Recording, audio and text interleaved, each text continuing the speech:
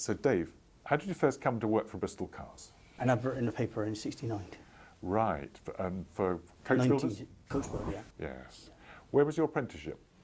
In Bristol, a place called Transport Electrics. Oh yes. They specialise in making electric-powered delivery vehicles. Right. E.g. bread vans, days, and milk floats. Right, so Bristol may have come full circle in that respect then? Yeah, With possibly. Fraser Nash. Yes. But back in those days, back in the day, late 60s, you'd been working on the 410, the 411. What were you dealing with? Early 411s. Early 411s. Yes. And tell us what part the Coachbuilder plays. Well, mainly trawler fitting parts. Yes. And trawler fitting the dash when it was assembled. Virtually, we used to build the cars virtually twice. Oh, I see. In a row, in the body and white stage, we used to call it, and in the painted stage. Yes. At one time, we used to alternate. Somebody would do the dash. Yes. And somebody else would do the doors. And on the next car, we would swap around. So you'd build the structure of the whole car, you'd assemble it and fit it, but then you'd disassemble it for painting. Virtually, yeah. Yes. And as a coach builder, you're making the structure. You're not. No, in the early days when I was on production. Yes. We just fitted. We just made the fit.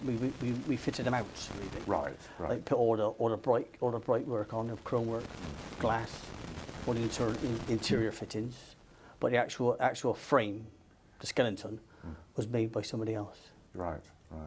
It's only in this last 10 years, I've really come on to doing a lot of structural work, like we are doing now, particularly in a renovation. Yes. Because it was, I had a 4-year, period away from Bristol Cars. Oh yes. I left because I was single then, and I wanted to travel around a bit. Yes. No, travel around work-wise, and I came back again in '75, married. Yes. And a bit of responsibility. Had to settle down then. Settled down, and I went back on production for a bit, and then the chap who was doing the service was retiring, and I went and worked in the service department, which was separate those days. Oh yes. Was that so? Service department, would that include repairs? Yeah. Yes. Smash repairs, Yeah. Engine services, mechanical services, and renovations. But we never done as many renovations those days as what we're doing now. Or what we did do in Bristol Cars in the factory. Yes. Which models do you recall working on? Well, mainly the 411s. Yes. Mainly 411s. I seen all the 603s through the line. Yes. 412s. Yes. And beginning of the fighters was a pain. What sort of challenges did the fighter project present you with? By everything. Nothing went right on them. Right. Nothing went right. Even at one time, Toby came down at one particular time, and I was working on a dash. I was fitting out a dash, and he came down again about 7 or 8 days later, which was a beginning of the following week, and I was still working on a dash, and I moved away from it. He said, "Well, surely you're not still working on that dash?" I said, "Yes." I said, "You can." I challenged him. I said, "Well, you stand over there and watch what we got to do," and how difficult it was. And it was, I don't know, just well, they weren't designed properly. Right. Badly designed. So design problems was design problems. Yeah. Yeah. You did try to blame us on, try to blame the workshop, but no. Everybody virtually broke our back to try to help it out, but you weren't having it. You weren't having it. And when he started mucking us about, a couple of years ago with our wages, etc., that wasn't going down very well. So when did that start with the wages? Well, prior to leaving, I suppose it could have been near on a year, I suppose.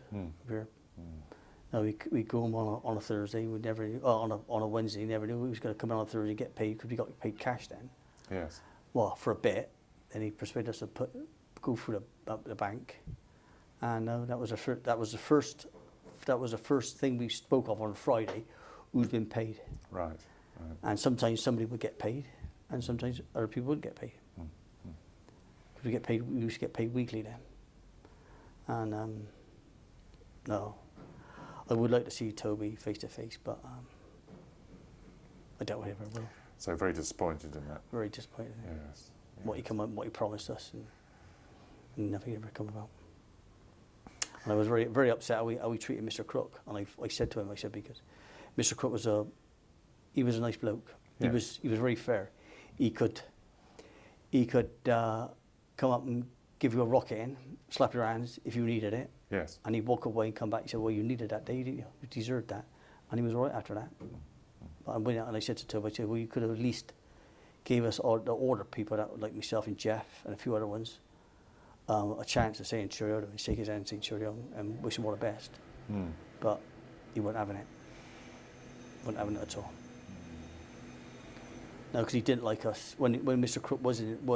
Crook was connected with the company. Toby didn't like us talking to him.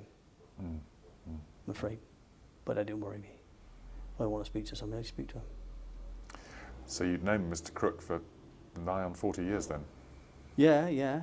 And it's only in the last, since we was at the Paxway factory, we sort of, how can I say, I can't say get closer because we haven't got that close, but he was more approachable then. Yes. He was more approachable. And he liked speaking to the blokes on the shop floor, but when we was at Paxway, he wasn't allowed. We couldn't, he was just wasn't allowed to speak to us. Yes. Or we weren't allowed to speak to him, sorry. Yes. Which was upsetting a bit because you could see, and he was a right character. He was a character. Oh, crikey, not half. He like his leg pulling. He could pull your leg as well as what you could pull his.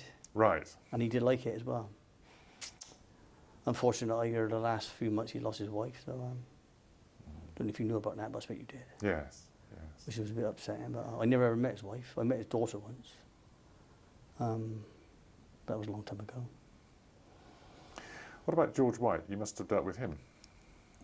What, the original or the present one? Well, the original one.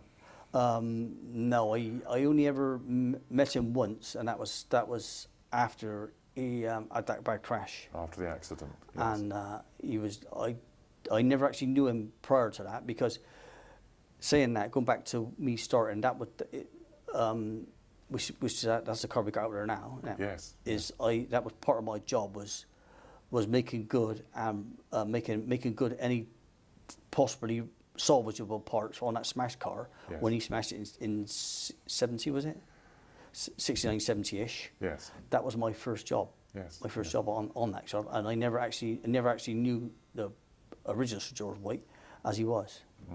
I did go out on the odd occasion. I used to go out his house out at Ridgeway to drop things out and that sort of thing, but I never actually, only ever seen him from a distance. Yes. I can't remember ever meeting him, I don't think. But the present one, I have, I've met him in various places. We used to come at the factory and I ran into him in different little meetings. They've had the car club has got together, and I've ran into him. Yes. He's approachable as well. And his boy Philip as well. He's a nice boy. Who else do you remember over the years working there? Working there, well, there's Eddie Alder. Yes. Design. He was a good mate. I classed him as a mate. And the designers, as he was at Dennis Sevier, we never really had much really do with him, because if we wanted anything, we had to go through Sid. If we wanted to see him, we had to go through Sid. Right. So we very rarely had any communications with anybody else. Well, I could rattle off loads of different names. That's John Davis, the old foreman, which he's still about. Oh, is he? Yeah, he's still about. Yeah, I was talking to him the other day actually. He got me well in his 80s now. Because actually, I've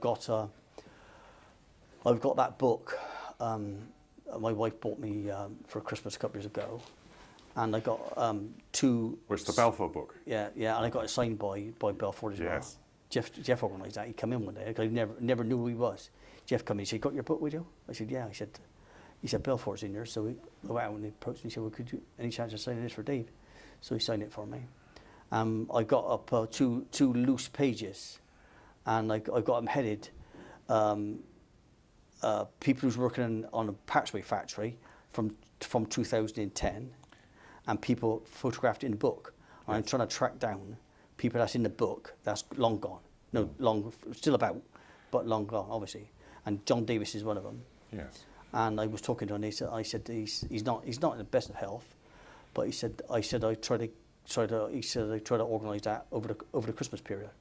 I'll go out and see him, and I'll bring him up and see if it's convenient. And we'd love to talk to him if he'd like to. Well, I will approach him. Yes. Yes. And see if you could give me, before you go, if you give me a contact number, and or I'll expect Jeff will have that, won't he? Yeah. I'll have a word with him and see what he's got to say. So, any other characters you recall from over the years? Yeah, a chap called John Davis. We used to call him Moaner Davis because he was always moaning. And and I'm in regular contact with him actually because he lives quite local. He lives in Stoke Gifford. Oh yes. Stoke Gifford, yeah. And he phoned me up about a fortnight ago. He said, because he's must be about 76 now, I suppose. And I ring him up 2 or 3 times a year, or whatever, one way or the other. And he said, so I got some tools up in the shed. He said, I'm looking at, cleaning out my shed. He said, be interested in taking them off my hands? So I said, and he was a tinsmith, he was. Yes. And so I said, well, when I'm over that way, I happened to go down there for somewhere, so I cut through, and I brought them in here, and they're good gear, it's good stuff. Yes. And we shared them up between the lads on the shop floor, and we all had a little. Oh, great stuff. New bits and pieces, all comes down. I would never chuck tools away, no matter what it is. Never chuck tools away, no matter what tool it is. There's Moaner Davis. That was really was. I could really say that was really friendly with. And actually, his name was John Davis as well. There was two John Davises. Two John Davises. Davis and the foreman John Davis. And Mr. Crook was, going back to Mr. Crook, he was good enough to allow my eldest boy, then he was 15, to come and do his work experience at the workshop. And because he was adamant, he was 16. So adamant, he was going in the army. He wanted to go in the army. And I said, well, going away from Bristol Cars. If you go in there, you've got to learn somewhat. You're not going to be cannon fodder, I said. And we had him up at the works, and Mr. Crook was down on the Friday as my boy finished his week's experience, and Mr. Crook sent for him, and he came out and he gave him an envelope, and he said, well, that's for you to do what you want with it. Oh. And I do know what was in there, but I can't tell you that. But and he said, I will keep an eye on you through your father, and now not so much now, but not in the last year or so since we lost contact with him. Now and again, he used to say, well, how's the boy getting on? I said, well, he's not a general now, he's a general flipping nuisance. But I said, he's not a general yet. Yeah, he was a family man, Mr. Crook. He always liked to ask about his more children. I don't know about anybody else's children, but he always spoke about my boys. Yes, he's a bit of a softie, Mr. Crook was. Well, Philip White did the same thing, didn't he? That's right. He came up. Yeah, he came up with us. So I had a chat with him. That's another person I'm looking for to sign me book, because I've had his father, the present Sir George, and I missed. He was up at the show last year, Philip. Yes. And I seen him from a distance, and I lost him again. I couldn't, because I had my book with me, and I was trying to catch anybody I could recognise. I had Brian Morelli. I have never seen him for a bit of time up to then, and he was in. I got him to sign me book, part of my book, and I seen Philip, and he went in and never caught him again. But I will catch up with him. Can you recall any others? There's another chap called Michael Ball. He lives in Corpy Teeth. Yes. There's Lillian. Lillian, of course. Lillian, yeah. She's been there since Dot. Yes. Yeah, same as Sid. I'm still in contact with her. Yes. Who else? Well, there's Ivor Pierce, Jim Pierce. They're both long gone. Yes. Nobody I can really say other than the ones I've already mentioned. That's great. That's great. Characters. Some of them were characters as well. There's lots of stories about Mr. Crook. Oh yes. He's he used to on the odd occasion if he used when he was flying he used to come down. He said, anybody spare? Not doing a lot. He said, I bought a car up so and so. He's going to fly out there. So he took me off a few times. I can remember one particular time we went to Blackpool. Oh yes.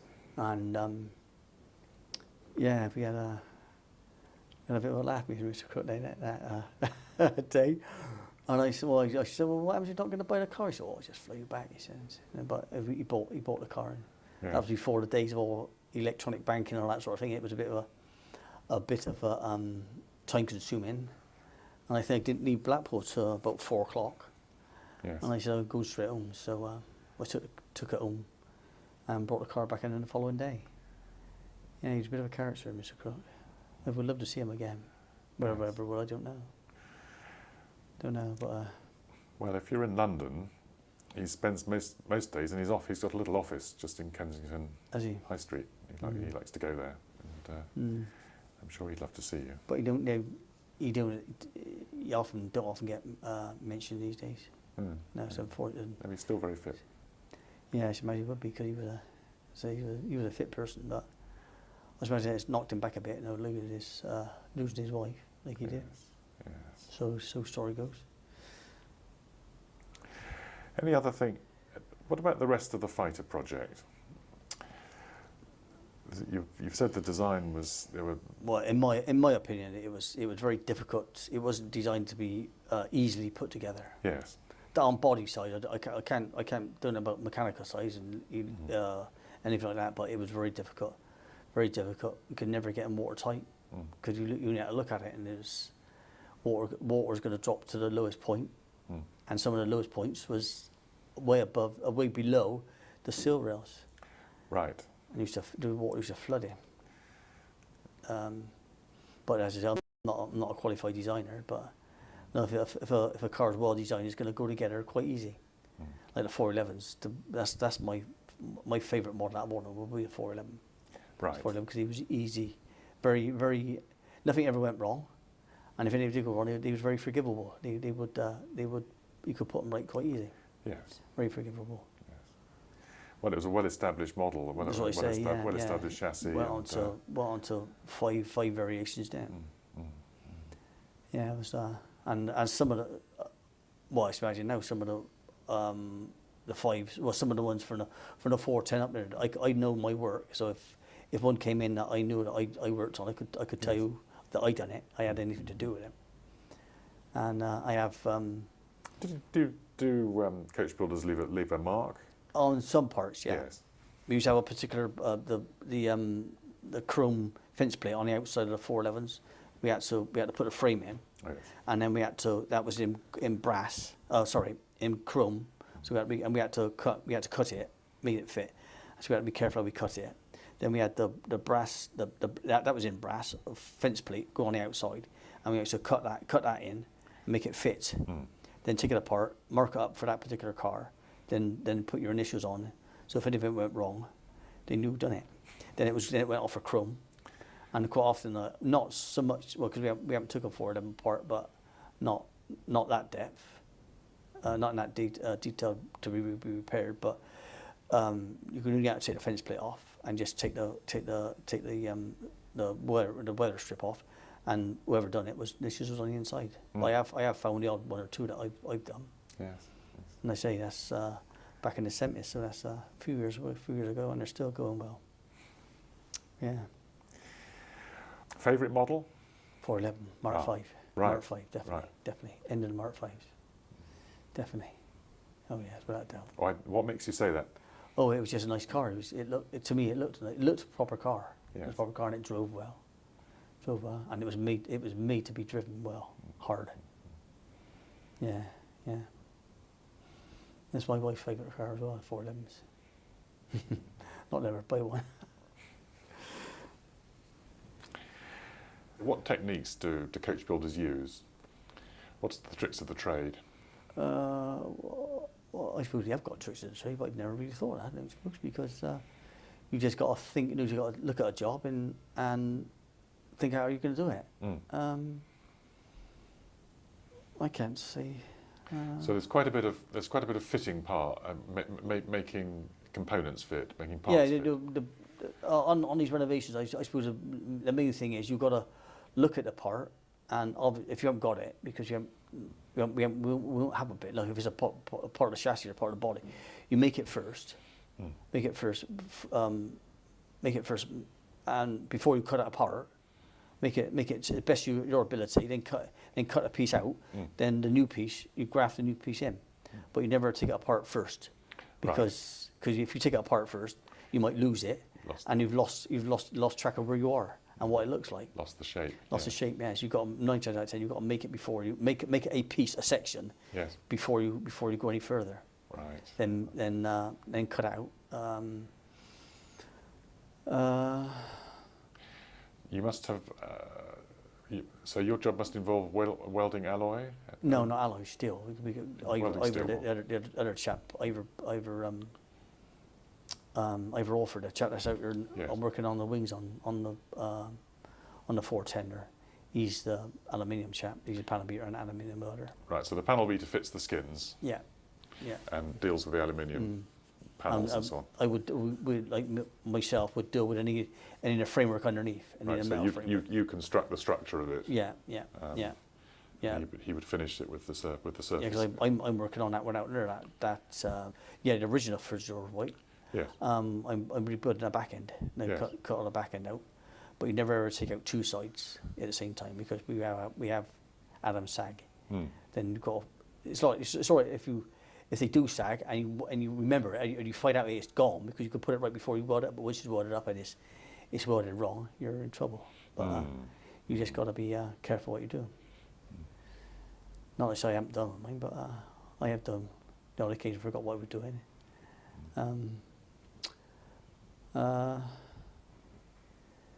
Other than that sort of techniques, I can't think of anything else what I can say. Thank you very much indeed. That's been great. Okay, that's. Thank you so much. And I tell you what, nice to see. You've got a smile on your face down here. Oh yes, yeah. The atmosphere is totally different now. Yeah. You could see the atmosphere. The atmosphere was terrible at their place under. And it was good one time, mind. It was good. We saw a few laughs at one time, but we say the last couple of years, last 6 or 7, we cried more than what we laughed. But now down here it's totally different. And I see Stuart's very approachable. He's always. Well, it's nice to see you guys with, I think projects that you can work on and be busy on. Oh yeah, yes, yeah. It keeps us busy. So there's nobody, and the day goes like that. Yes. By the time we get going, you look around, it's dinner time. Yeah. Then it's going home time. I think we're very, very, very fortunate for Stuart stepping in and doing what he's done. And because we do want to. I don't know why, if we would have ever gotten involved elsewhere with this work, but I can't imagine. And it's nice to see it staying in Bristol as well. They got the connection with the town. Nice to have the work done in Bristol. In-house work, in Bristol. Yeah. Thank you very much indeed.